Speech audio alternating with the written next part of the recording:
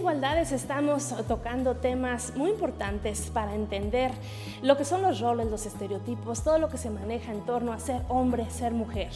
Ya vimos en la emisión pasada el costo de la feminidad. En esta ocasión vamos a ver de qué se trata el tema, el costo de la masculinidad. ¿Cómo afecta a los hombres todo este montón de estereotipos y de conceptos que se les inculcan desde que son menores y que desde siglos y siglos atrás se vienen practicando? Esto llega incluso hasta la muerte, a costarles la muerte a los hombres, así como a las mujeres nos ha llegado a costar el sacrificar una vida profesional, el ser criticadas por nuestro aspecto físico. A los hombres también les cuesta mucho tener que dejar de ser rudos, de hacerse los valientes, de hacerse los fuertes, de no llorar, de seguir adelante con todos estos conceptos que se les han enseñado desde pequeños y que día a día tienen que demostrar su masculinidad, su fuerza, su vigor ante la sociedad, ante el trabajo, ante otros hombres, ante las mujeres, ante los niños, ante sus jefes y sus familias. Vamos a dilucidarlo claramente y vamos a entender todos estos conceptos para tener el panorama completo ya de lo que son los costos de la feminidad y la masculinidad aquí en Igualdades. Imagina un hombre. ¿Qué tiene que hacer para ser un hombre? ¿Tiene un costo ser hombre? Si vemos a un hombre, ¿qué es lo que vemos? Si quitamos los genitales, la barba, ¿vemos fortaleza, coraje, protección? La creencia de la masculinidad se relaciona con una herencia histórico-cultural. Una herencia cultural que se remonta a cientos de años. Ahora, cierra los ojos e imagina un hombre. ¿Es un hombre débil, sensible, vulnerable incluso? ¿Por qué no puede ser un hombre así? Débil, sensible, vulnerable. Parte de los costos de la masculinidad es que el género está subordinado a sí mismo. El hombre es esclavo de sí mismo.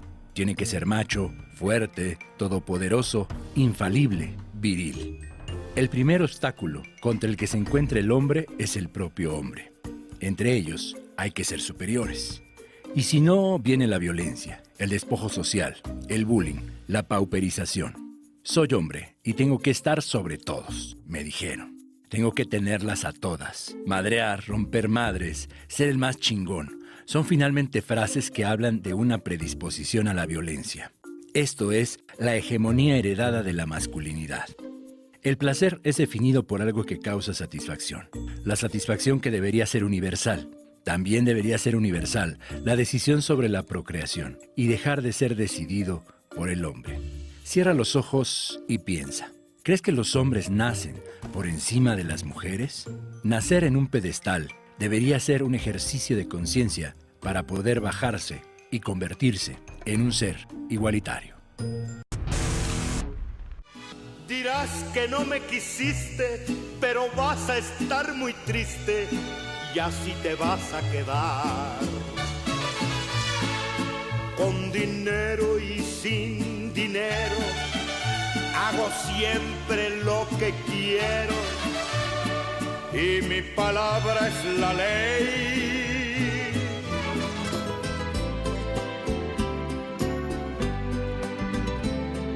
Te vas porque yo quiero que te vayas.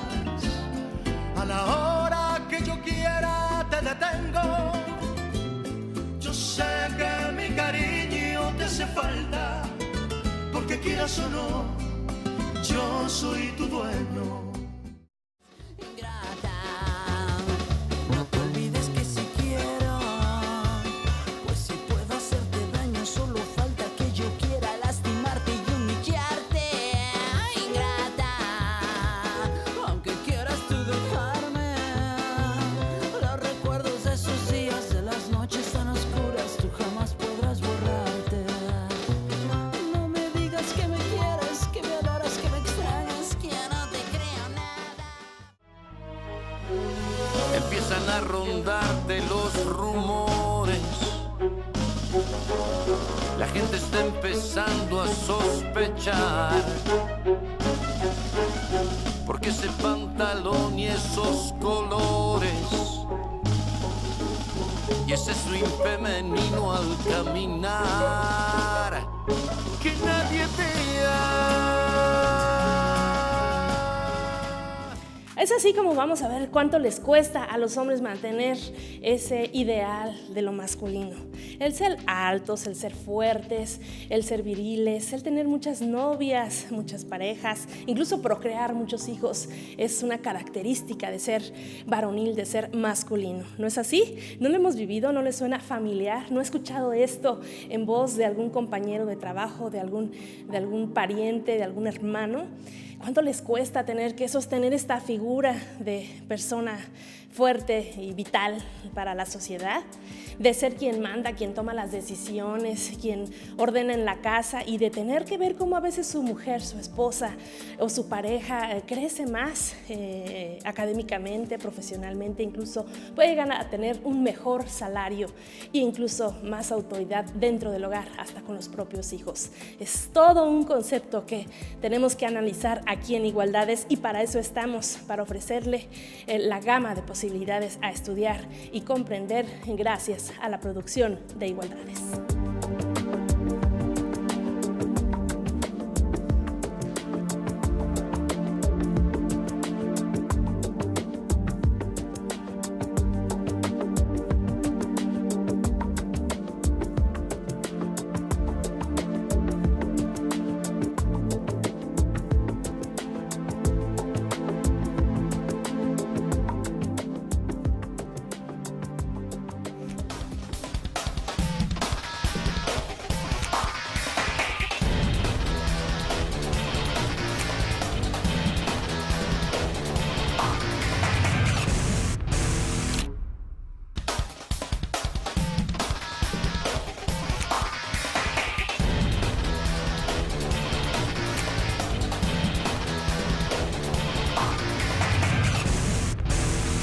En la emisión pasada de Igualdades vimos el tema del costo de la feminidad y todo lo que ello implica. Nos llevamos muchas sorpresas al darnos cuenta de que el ser femenino, la feminidad, tiene algunas implicaciones, pero también existe el costo de la masculinidad. Y en esta ocasión le pregunto a Fernando Zarco, psicólogo y especialista en este tema, ¿qué implicaciones has descubierto, Fernando, al atender a tus pacientes a lo largo de tu trayectoria profesional en torno a este tema, el costo de la masculinidad? ¿Cuánto les cuesta? ¿Qué les cuesta a los hombres ser varones, tener esa imagen, ese estereotipo y, bueno, todo lo que esto implica? Primero que nada, la masculinidad forma parte del sistema de género, igual que la feminidad. Y ambos tienen un costo muy elevado por mantenerse en la hegemonía, es decir, en lo que se requiere de ellos en esta sociedad, en nuestra sociedad actual, que es una sociedad que clasifica a los seres humanos en hombres y mujeres y en función de ello espera determinadas conductas de cada uno. En el caso de los hombres, pues todos podremos enumerar una serie de características que se espera de los hombres específicamente en nuestro entorno y que lo podemos constatar a través de chistes, a través de dichos populares, a través de canciones, leyendas, bueno, muchas cosas que forman parte como de nuestra ideología, de nuestra cultura. Y una de ellas, por ejemplo, es que el hombre tiene que ser pues independiente, tiene que ser insensible, tiene que ser fuerte, que los hombres no lloran, por ejemplo.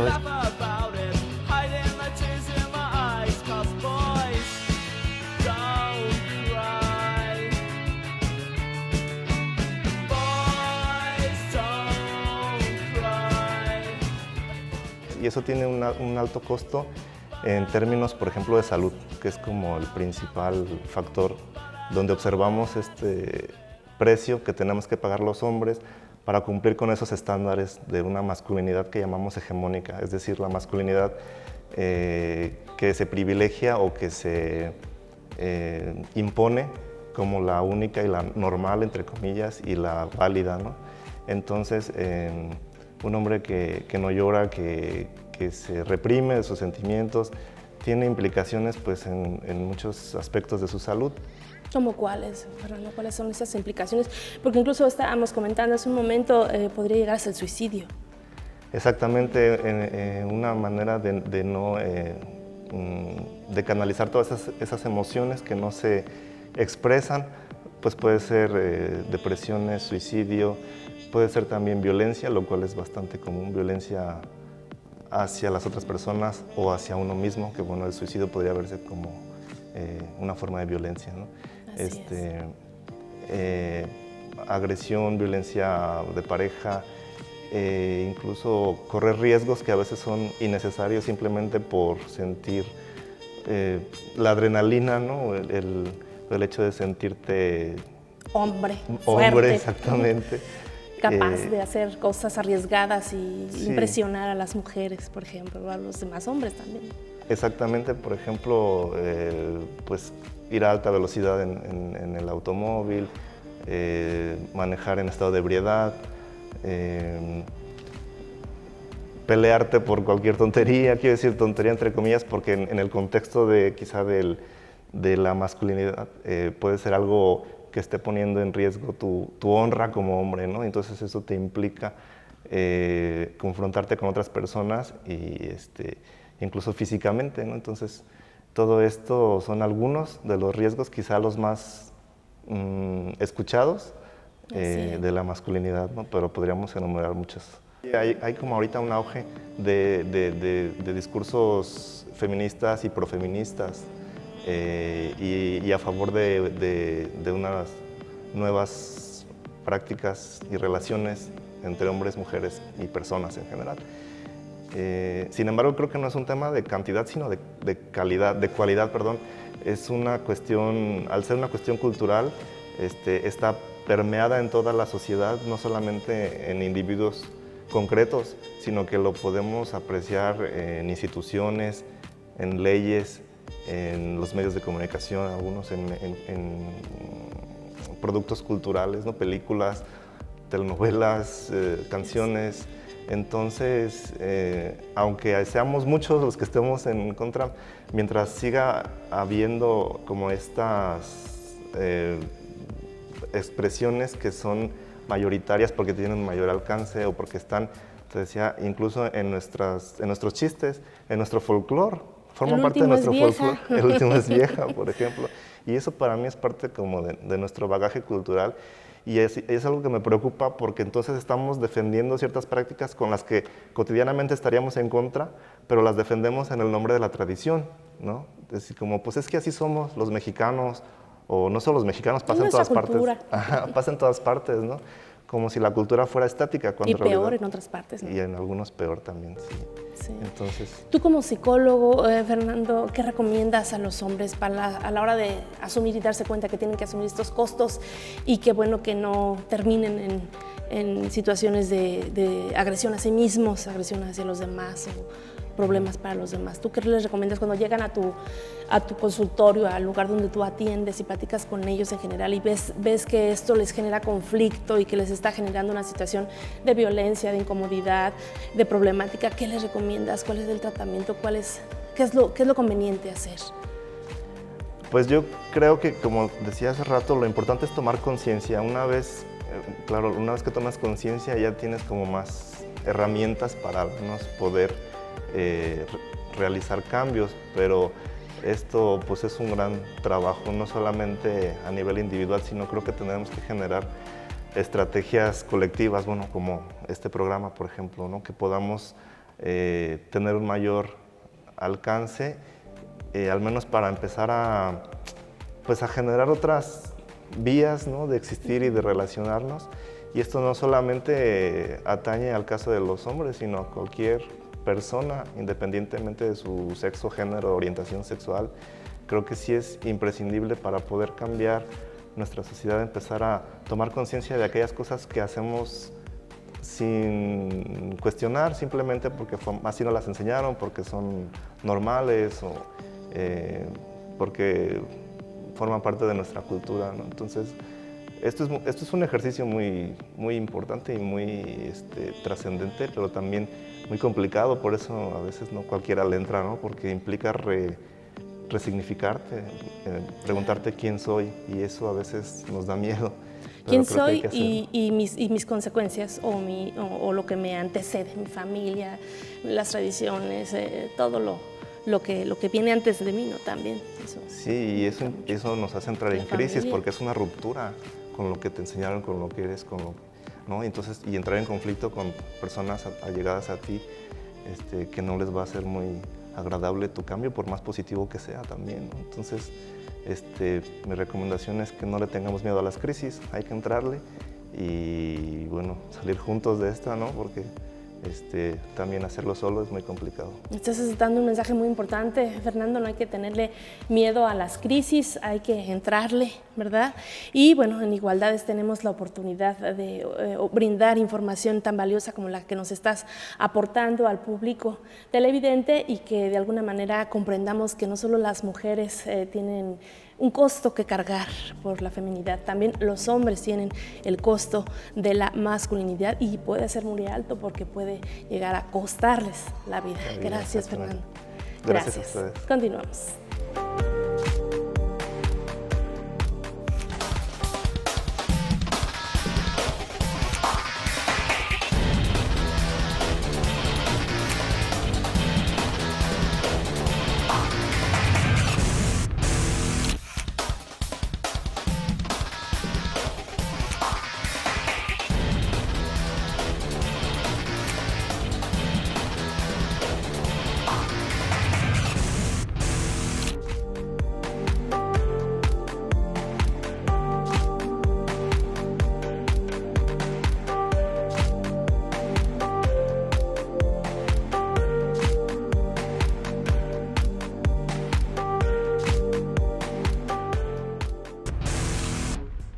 ¿Alguna vez te han dicho o has dicho, aquí quien lleva los pantalones soy yo, los hombres no lloran, o aguántese como los hombres?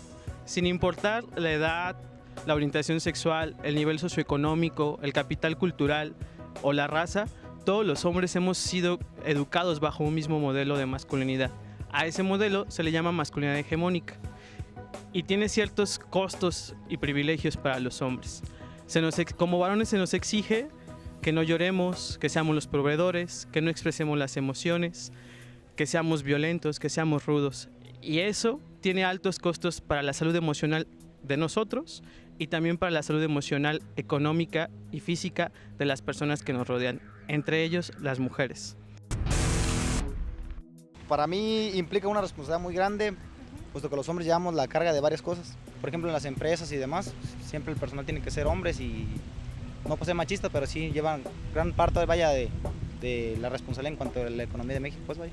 Ser hombre pues es algo, para mí es algo afortunado, te da muchos privilegios y ahora sí que más estando en un país machista, pues hay un 100% de probabilidades más de tanto empleo, tanto de moverse más aquí. No sé, es más fácil hacer muchas cosas. Por ejemplo, el simple hecho de que no te juzguen por hacer tus cosas libremente ya es un privilegio para uno. Uno de hombre, pues si tiene su pareja, pues la pareja con la familia, que no le falte por lo indispensable, porque pues hay muchos que tienen familia y al rato dejan a la señora y ya. No hay algo así que esté determinado que hombre es tal cosa, sino que hay diferentes maneras de ser hombre, ¿no? Todavía está arraigada la cultura del machismo y pues el hombre también sufre esa cultura porque el mismo machismo le impide al hombre muchas cosas. Se goza, por ejemplo, de mayores oportunidades laborales. Puede ser, digamos, entre comillas, un privilegio, pero pues son cosas que se vienen arrastrando.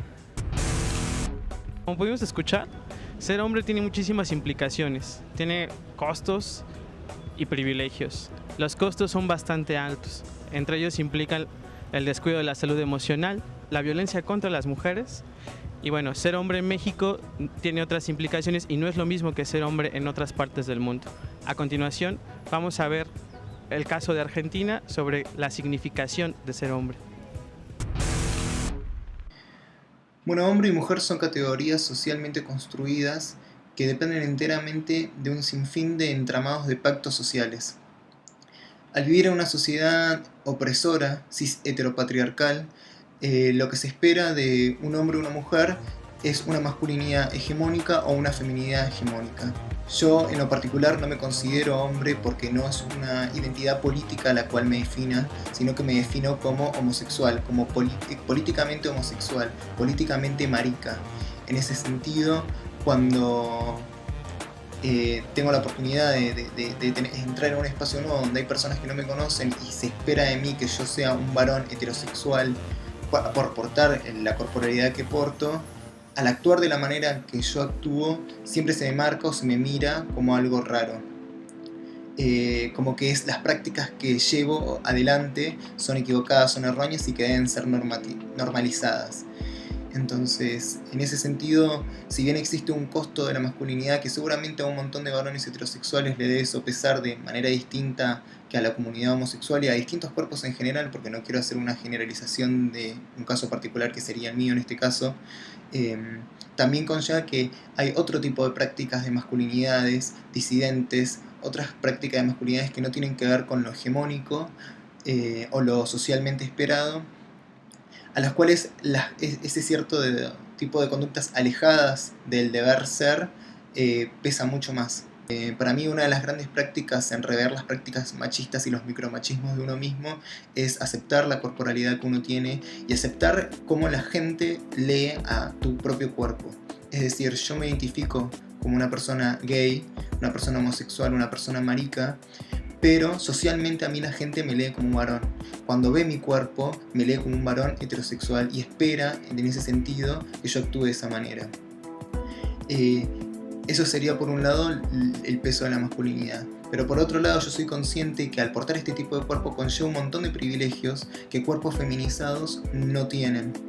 Entonces hay un montón de prácticas con las cuales educan al varón desde muy pequeño que son muy difíciles de desandar.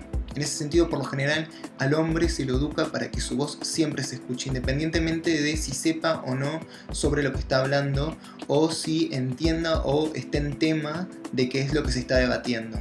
Como varón, ya al portar el cuerpo que porto, tiene un montón de privilegios, a los cuales le podemos sumar otro privilegio más, de ser un varón blanco, pongamos. Hay distintos privilegios, un entramado de privilegios que también se ponen en juego, que es importante no correr el eje de eso. Así como existe un costo, también existen muchos privilegios a los cuales hay que estar atentos, privilegios que no hay que dejar de tratar de desandar en pos de un mundo sin opresiones, en pos de un mundo más feminista, si se quiere.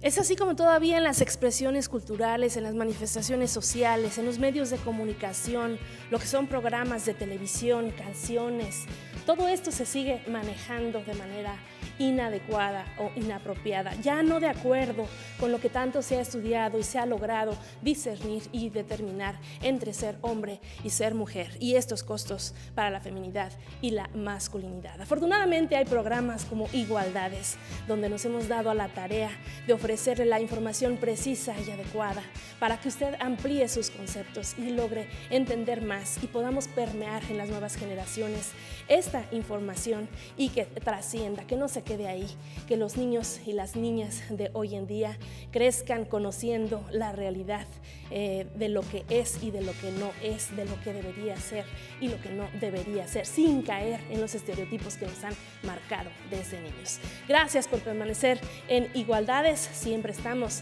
dispuestos y dispuestas a ofrecerles la información necesaria para ampliar este horizonte.